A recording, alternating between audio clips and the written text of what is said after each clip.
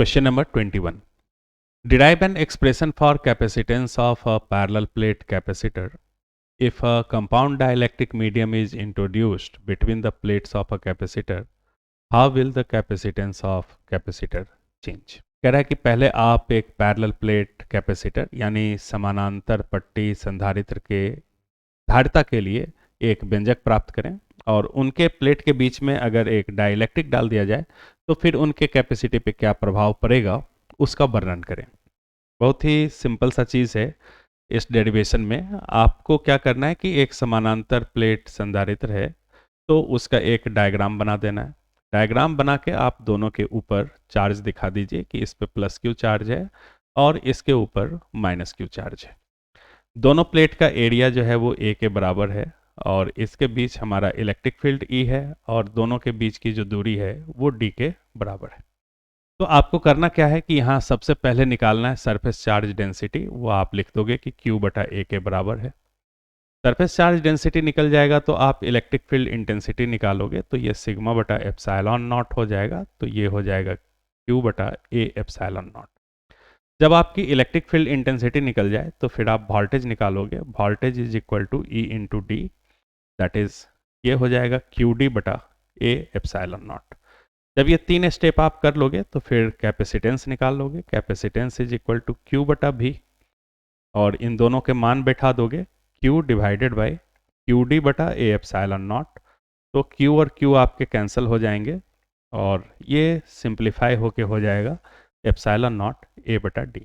तो यहाँ पे आके आपका डेरिवेशन संपूर्ण हो जाएगा और इसी को आपको बेहतर तरीके से लिख देना है कि in a parallel plate capacitor there are two plates, उनके ऊपर चार्ज है, उनका एरिया A है, डिस्टेंस D है, उनके बीच का इलेक्ट्रिक फील्ड E है।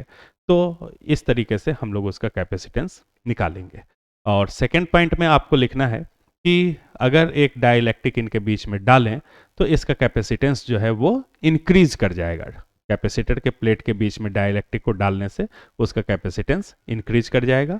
तो this will make your answer. Question number 22. What is the potentiometer? Compare the EMF of two cells using potentiometer. एक विभव मापी क्या है और विभव मापी का उपयोग करके आप दो सेल के EMF की तुलना करें कि विद्युत वाहक बल की तुलना करें। इसमें आप बता देंगे कि एक जो पोटेंशियोमीटर है, पोटेंशियोमीटर एक सिंपल सा सर्किट होता है, ERR सर्किट, जिसमें जो बाहरी रेजिस्टेंस है वो एक लंबे तार के रूप में रहता है। ये एक लंबा सा तार है, इस लंबे तार के रूप में ये हमारे पास रहता है। इसका एक सिरा A है, दूसरा सिरा इसका B है, इसकी लंबाई L है और इसका रेजिस्टेंस R के बराबर है। ये स्मॉल r है और ये EMF ही है। तो आप लिखेंगे कि एक पोटेंशियोमीटर हमारा होता है। पोटेंशियोमीटर में क्या होता है कि A पॉइंट से एक और तार निकला होता है M के पास और एक और दूसरा पॉइंट N के पास भी एक तार होता है जहां से गैल्वेनोमीटर से होकर के एक जॉकी का मतलब है स्लाइडिंग कांटेक्ट, यानी ऐसा कांटेक्ट जो चल सकता है, उसकी मदद से इस तार से जुड़ा हुआ रहता है। हम लोग क्या करते हैं कि यहाँ पे किसी सेल को लगाते हैं और सेल का EMF को नापने के लिए जैसे ही यहाँ पे एक सेल को लगाएंगे तो ऐसे ही इसमें धारा बहने लगेगी। जब धारा बहने लगेगी तो जॉकी को चला करके हम लोग ऐसी स्थिति उत्पन्न करेंगे कि इसमें बहने वाली जो धारा है, करंट, वो हमारा शून्य हो जाए, यानी ये बैलेंस्ड हो जाए। और जब ये बैलेंस्ड हो जाएगा तो ऐसी परिस्थिति में हम लोग पहले सिरे से जॉकी का जो दूरी है, डिस्टेंस L, इस L को मेजर कर लेंगे। फिर हम लोग इसके लिए कैलकुलेशन पे आएंगे। कैलकुलेशन हम लोग इसमें करते हैं कि एक चीज हम लोग डिफाइन करते हैं, पोटेंशियल ग्रेडियंट, या जिसको आप कहो विभव प्रवणता।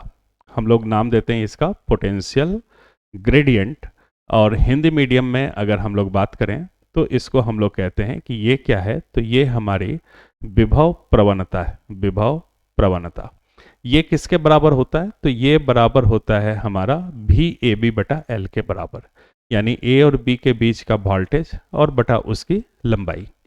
तब ये जो EMF आपका निकलेगा, this EMF is equal to PG multiplied by small, इस PG में स्मॉल l से गुना करेंगे और इसी सूत्र पे हम लोग दो EMF की तुलना करेंगे कि पहले एक सेल लगाएंगे, बैलेंस लेंथ L1, दूसरा सेल लगाएंगे, बैलेंस लेंथ L2, तो E1 बटा E2 जो होगा वो किसके बराबर हो जाएगा, L1 बटा L2 के बराबर हो जाएगा। तो इसी चीज को आपको अपने लैंग्वेज में लिख देना है कि एक ERR सर्किट है जिसमें एक्सटर्नल रेजिस्टेंस एक लंबे तार के रूप में होता है और इसकी लंबाई L है, रेजिस्टेंस R है, इनके सिरे को A और B कहते हैं।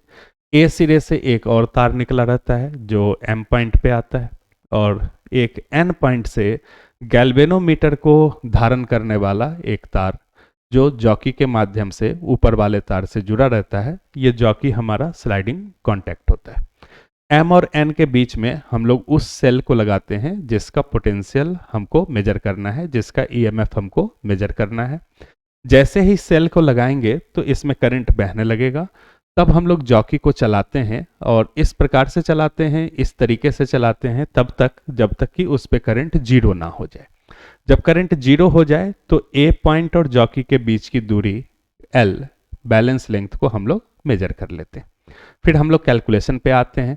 इसमें हम लोग पहले विभव प्रवणता या पोटेंशियल ग्रेडियंट निकालते हैं। पोटेंशियल ग्रेडियंट हमारा A और B के बीच का वोल्टेज और उसकी लंबाई का रेशियो है, तो हमारा EMF जो होगा वो PG इंटू L के बराबर होगा। अगर हमें EMF को तुलना करना है तो हम लोग बारी बारी से दोनों सेल लगाएंगे, E1 और E2। पहला का लंबाई L1 निकालेंगे, दूसरा का लंबाई L2 निकालेंगे, तब E1 बटा E2 जो होगा वो हमारा L1 बटा L2 के बराबर होगा। Question number 23, derive the condition for resonance to occur in series LCR circuit and derive expression for resonance frequency. Define quality factor Q of the circuit. LCR प्रत्यावर्ती श्रेणी में प्रतिरोध के अनुनाद के लिए शर्त निकालें और अनुनाद की आवृत्ति के लिए एक व्यंजक प्राप्त करें। इस परिपथ की विशेषता को परिभाषित करें। अनुनाद जो है या रेजोनेंस जो है वो एक ऐसा कंडीशन है कि रेजोनेंस के लिए I इज मैक्सिमम। जिस समय I आपका मैक्सिमम हो जाए वो कंडीशन कहलाता है कि ये आपका किस में पहुंच गया, रेजोनेंस में पहुंच गया। और रेजोनेंस में पहुंचने का मतलब ये अनुनाद में पहुंच गया। तो करंट को मैक्सिमम होने के लिए हमारे पास शर्त क्या है कि करंट मैक्सिमम तब होगा जब Z हमारा मिनिमम होगा। Z मिनिमम होगा तो ये हमारा रेजोनेंस होगा। लेकिन हम जानते हैं कि Z कितना होता है, तो Z होता है under root R square plus XL minus XC का whole square, XL minus XC का whole square. For Z minimum, अगर आप चाहते हैं कि Z का मान कम से कम हो तो XL माइनस XC जो है ये आपका 0 के बराबर होना चाहिए। XL होता है ओमेगा L, XC होता है 1 बटा ओमेगा C, तो ये हो गया आपका 0। ओमेगा L बराबर हो गया 1 बटा ओमेगा C। इसी प्रकार से आप डेरिवेशन को आगे बढ़ाएंगे। Omega square is equal to 1 by LC या आपका omega is equal to 1 upon under root LC। तो ये हो गया कंडीशन फॉर रेजोनेंस। रेजोनेंस के लिए शर्त है कि ओमेगा का मान जो होना चाहिए वो किसके बराबर होना चाहिए, 1 अपॉन रूट LC के बराबर। This is condition. एक बार जब ये कंडीशन आपके पास आ गया तो अब दूसरा क्वेश्चन आपसे पूछा जा रहा है कि राइट फ्रीक्वेंसी। तो यहाँ से सेकेंड पार्ट पे जाएंगे। Frequency is equal to omega upon 2 pi, तो this will be equal to 1 upon 2 pi under root LC। तो ये आपका हो गया फ्रीक्वेंसी का वैल्यू। ये दूसरा हिस्सा आपका कंप्लीट हो गया, यानी पहला हिस्सा आपका कंप्लीट हो गया, दूसरा हिस्सा आपका कंप्लीट हो गया। अब थर्ड पार्ट इसका है कि क्वालिटी फैक्टर क्या है। तो क्वालिटी फैक्टर रेजोनेंस की क्वालिटी बताता है। ये हमें बताता है कि कितना शार्प हमारा रेजोनेंस है, यानी कि यानी इस फ्रीक्वेंसी के कितने करीब पहुंचने से हमारा रेजोनेंस जो है वो स्टार्ट हो जाएगा। जितना हमारा क्वालिटी फैक्टर ज़्यादा होगा उतना हमारा रेजोनेंस जो है वो ज़्यादा होगा। फिर से सुन लीजिए, क्वालिटी फैक्टर एक फैक्टर है जो रेजोनेंस की क्वालिटी बताता है। ये बताता है कि कितना शार्प हमारा रेजोनेंस होगा, यानी जो एक्सटर्नल फ्रीक्वेंसी है वो रेजोनेंस फ्रीक्वेंसी के कितने नज़दीक आएगी तो रेजोनेंस की घटना जो है वो हमारा क्या हो जाएगा, स्टार्ट हो जाएगा।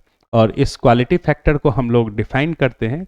क्वालिटी फैक्टर या तो XL बटा R या XC बटा R एट रेजोनेंस। रेजोनेंस के समय जो हमारा एक्सएल है, वही हमारा एक्ससी है, वही हमारा आर है, तो आप इसके मान को ऐसे लिख सकते हैं ओमेगा एल बटा आर, या आप इसको लिख सकते हैं 1/ओमेगा आर सी।